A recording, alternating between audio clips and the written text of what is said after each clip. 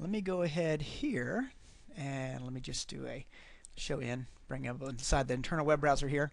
So this is what the HTML5 application looks like at the desktop mode, but we also have a browser simulator here, okay, and show actual size.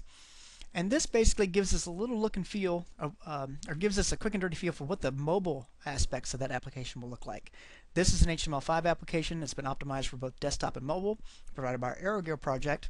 And you can see I can interact with it here. Let me go ahead and add myself back in. And this is using a separate database, a separate application. And if I go down over here and refresh, you can see there I am added to the system. If I go click list over here, you can see the two records in the system.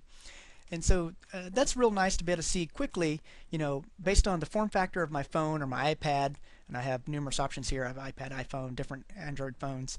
I can kind of get a quick feel for what it's going to look like on that mobile device. And then I can even see what it looks like, you know, horizontally, vertically, which is nice.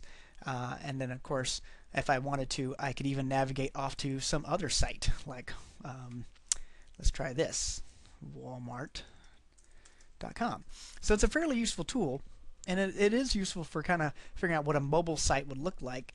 Basically, it's changing the user agent and it's changing the dimensions. If you don't see a device listed here, you can always add your own by going into preferences. You can see it listed there as well. So it's not rocket science, but it does give you a nice quick and dirty feel for what's going on with that specific project. So now what I want to do is, one other thing I'll show you with like Walmart here, I can open in default browser, right? So there we open in the browser mode there, and maybe I want to view source. So let's go back over here to my environment. So that kind of walks you through an HTML5 application, Java EE6 application. We also, like I said, have a version of the Spring MVC one. Again, if we want to drill down on that one, you can see there's a controller here. There's the member.java here. Again, a JPA entity using standard Java EE6 JPA. And so there's a lot of similarities between the applications. Again, they implement the same basic business logic, so you can kind of compare and contrast the different programming models. Let me go back over here to the main JBoss Central. And what I want to be able to do now is let's just quickly build a new mobile application project. I'm going to click on the HTML5 archetype there, and let's just call this the mobile demo project. I'm going to hit next, and I'm going to hit finish, and that's going to lay down for me using the archetype. The archetype, of course, is out of there, Maven Central. It's going to lay down for me a default project with some sample code built into it, just like the one you've already saw. I can review the README if I choose to, so there's the README. Or I can come back over here and look at the specific project. Again, I can navigate through it, see its capabilities, look at the model, like the member.java there. It's the same one you saw earlier. And of course I can deploy it to my local server. But more importantly, let's say I want to deploy it up to Openshift. So if I go back to JBoss Central, we have the Openshift application wizard, and I can click on that, and now I have to log in. In this case I've logged in once before, but I'll go ahead and stick with my current user ID and password. The login is very straightforward, and then I'll give this thing a name. I called it Mobile Demo. I'll keep the Openshift application name the same as my project name. I want to type JBoss EAP6. Of course, your types will be determined based on when it comes to OpenShift on-premise or OpenShift Enterprise, you know, your administrator will pick the types you have available to you, as well as the embeddable cartridges, like whether you want Jenkins, MongoDB, MySQL, Postgres, etc. All those things will be determined by your administrator who set up your OpenShift environment. But in this case, I'm just using the default implementation that we have, and I'm just going to pick JBoss EAP6. And I'm going to say, don't create a new project, use an existing project like the mobile demo here. So I'm going to hit that one. I'm going to hit next, and then we're going to hit finish. And so when I hit finish here, this goes through a process. The process basically says, go out to the OpenShift instance that we've configured and set up, establish a new application on that OpenShift instance under my user ID, so it's of course, you know, specific to me. And then of course it's got to create the Java EE environment. That's for JBoss. It's got to establish the JBoss environment. In addition to establishing the entire instance, making sure there's a JVM there. And if I had checked a database option like MySQL or Postgres, it would have gotten those put out there in provision for me also. And then of course, once all that provisioning has taken place, then I'll come back and and then it'll come back and ask me to push my changes, my code, up to it. So we'll pause here and give it a second. Okay, once it's done a fair bit of work, it's got everything configured, it'll come back and say, hey, you know what you're about to do, right? I'm going to say, yep, I know what I'm doing. I'm going to hit OK. It's going to basically go through the process of saying this the host name. I'm going to say, yes, I like the host name. I need to provide a passcode or user, sorry, I have a password associated with my public key, private key. And now, here's my mobile demo. Okay, and if you look under my servers tab, we will create a mobile demo.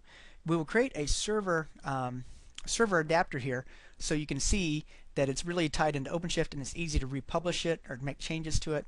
In the case of Openshift Explorer over here, again, I'm logged in. You can see all the different ones that I have listed. So you can see I have other applications already deployed out there, like my Java EE6 one, other mobile application ones, and then another one where I was working with Google Cloud Messaging as an example. I'm doing push notifications to mobile applications, having some fun there. But in this case, I can do a right click on this guy and I can say publish.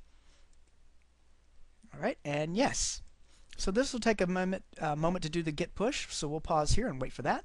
Okay, once your git push is completed, you'll get a little message in the console. You can click back to the servers tab and you can go drill down on that guy, say show in web browser, and then interact with that application running in the Openshift instance, not just your local host instance.